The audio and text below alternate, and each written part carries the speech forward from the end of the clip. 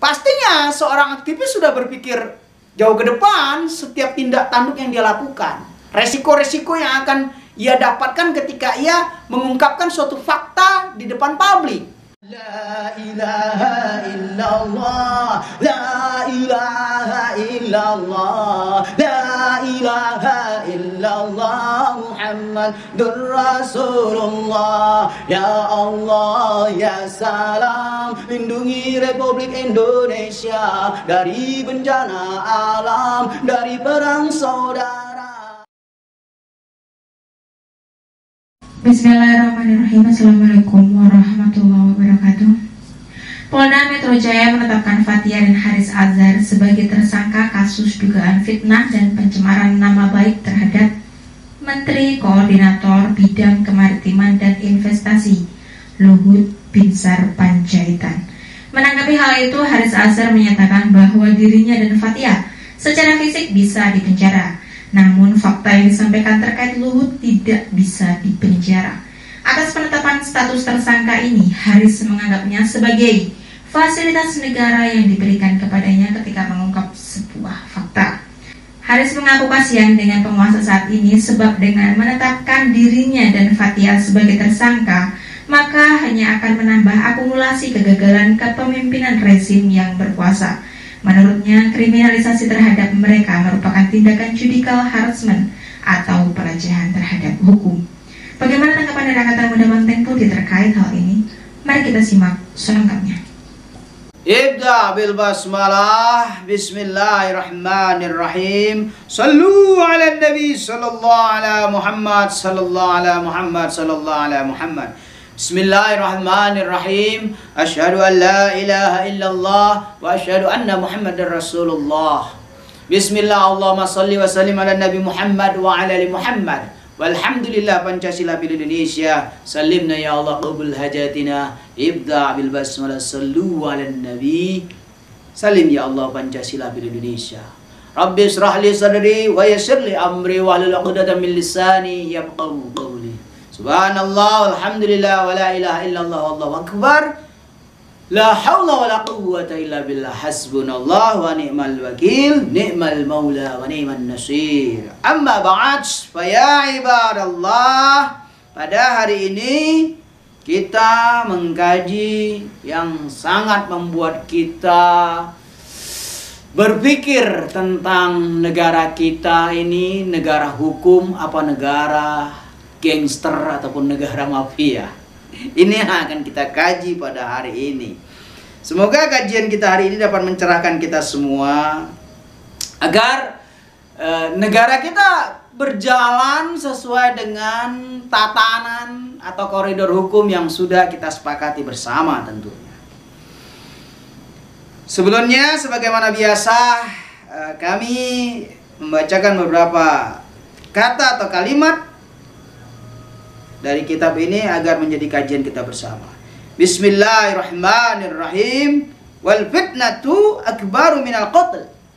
Kami ulangin, wal fitnatu akbaru minal qatl. Wal fitnatu akbaru minal qatli.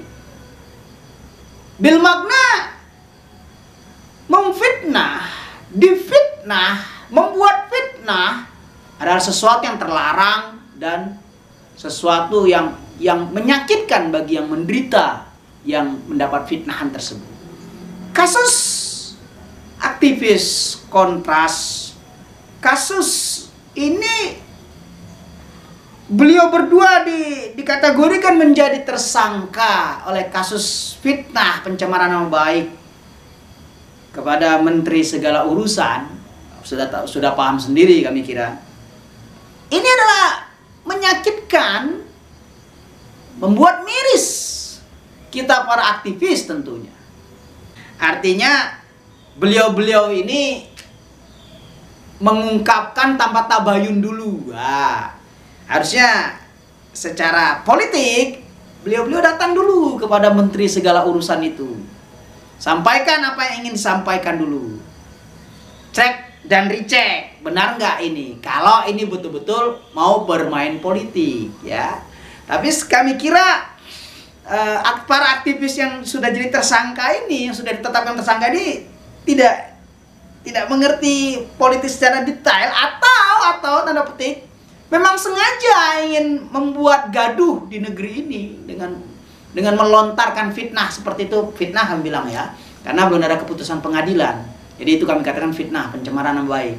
Ya itu resiko. Sehingga Bapak Menteri segala urusan ini melaporkan beliau-beliau ke Polda ataupun ke aparat kepolisian, sehingga saat ini menjadi tersangka. Ini hukum. Nah, oleh karenanya pastinya seorang aktivis sudah berpikir jauh ke depan setiap tindak tanduk yang dia lakukan. Resiko-resiko yang akan ia dapatkan ketika ia mengungkapkan suatu fakta di depan publik.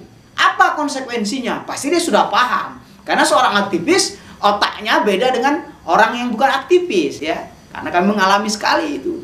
Ketika kita ingin bermanuver, kita sudah memikirkan A, B, C, D, opsi-opsi yang harus kita kerjakan, opsi-opsi yang harus kita keluarkan. Ketika plan A gagal, ada plan B, ada plan C, dan seterusnya. Nah, ini apakah sudah dipikirkan? Kami yakin para aktivis tersebut, beliau-beliau sudah memikirkannya. Ibda bil basmalah, sallu ala nabi, wal fitnatu akbar minal qatli. Nah, disinilah peranan pemerintah bermain. Harusnya pemerintah bersifat netral. Ya. Harus bersifat netral pemerintah dalam hal ini. Artinya tidak memihak pelapor dan tidak memihak yang terlapor. Walaupun pelapor itu seorang menteri segala urusan, tetapi tetap saja sebagai warga negara dalam konteks hukum. Sama di mata hukum, walaupun seorang menteri sekalipun. Nah, menjadi tersangka, tiba-tiba menjadi tersangka, memang kami sudah mengikuti proses ini, sudah butuh waktu yang lumayan panjang. Dan akhirnya tetapkan tersangka. Dan ini sesuai koridor hukum. Kami hormati itu. Bapak Menteri segala urusan sudah sesuai koridor hukum, melaporkan, dan aparat keamanan yang dalam hal ini polisi Polda Metro Jaya sudah memenuhi unsur apa? Yaitu 2 alat bukti tentunya. Karena ditetapkan untuk menjadi tersangka butuh 2 alat bukti. Nah, karena sudah memenuhi unsur 2 alat bukti inilah maka menjadi tersangka. Kami kira di sini seorang aktivis harus dengan legowo menerima konsekuensinya. Bermain saja di pengadilan. Tidak perlu takut kalau Anda punya data. Datanya A1 apa A2 apa A3 jangan-jangan C5. Artinya data abal-abal. Anda diprovokasi oleh kelompok tertentu atau individu tertentu untuk bermain ke permukaan tetapi datanya tidak valid. Nah, ini kami pertanyakan lagi. Dan itu bukan wewenang kami ya. Itu aparat keamanan yang akan bermain. Itu data valid atau tidak. Dan kami sarankan bermain di pengadilan saja. Ramaikan sekalian kasus ini. Seorang menteri segala urusan, ya, beliau berani melaporkan Anda, artinya beliau merasa benar. Bermain di pengadilan. Fight di pengadilan. Jangan ciut nyalinya. Yaitu resiko bermain politik. Di mana baca biografi pemain-pemain politik, di mana-mana beresiko masuk penjara, itu resiko. Ibda bil basmalah wal fitnatu akbar minal qatli. Nah, inilah repotnya kalau kita bermain politik dengan unsur fitnah maksud kami. Nah, oleh karena itu jadilah pemain politik yang gentle menurut kami ya, sesuai dengan prosedur hukum saja. Ketika Anda mengatakan si A koruptor, atau si A terlibat korupsi, atau si A menyelewengkan kekuasaan, dan lain sebagainya, maka bermain yang cantik. Jangan gembar-gembor seperti membombardir seseorang. Karena bagaimanapun beliau menteri segala urusan ini kan punya harga diri, punya keluarga, punya nama baik, nama besar, punya kolega, koneksi, dan lain sebagainya. Yang beliau harus jaga privasi ini, yang beliau harus jaga kredibilitasnya. Jangan sampai rusak karena fitnah yang Anda tebar. Jadi memang menjadi aktivis itu beda-beda tipis dengan tukang fitnah ataupun tukang gosip. Kalau tidak hati-hati ya jatuhnya tukang gosip, bukan aktivis lagi. Karena seorang aktivis ketika dia mengungkapkan seseorang koruptor, dia harus punya data valid, nggak hanya menunjuk, kamu koruptor, pejabat ini menyerang. Tidak bisa seperti itu. Kita negara hukum. Punya data nggak? Punya, laporkan ke KPK. Clear. Kalau KPK tidak menggaungkan, desak, kerahkan, unjuk rasa, diatur dalam undang-undang. Dalam hal ini kami berharap kepada para aktivis tidak perlu ciut nyalinya, tetap saja berjalan, ikutin aturan main. Yang terhormat termulia Bapak Presiden Republik Indonesia, tolong, negara kita ini negara hukum, jangan intervensi. Itu permohonan kami ya. Biarkan sesuai dengan prosedur hukum yang berlaku. Dan kami juga wanti-wanti kepada Bapak Presiden yang kami hormati, hati-hatilah Bapak Presiden dalam memilih menteri dan mengendalikan para menteri-menterinya. Karena kami lihat ini pemerintahan Bapak ya, di akhir-akhir ini nih, ya, artinya beberapa tahun menjelang Bapak Presiden lengser, ini semraut kerja mereka. Ya, para menteri mirip seperti kartel, mafia kalau bahasa kerennya. Bahaya sekali.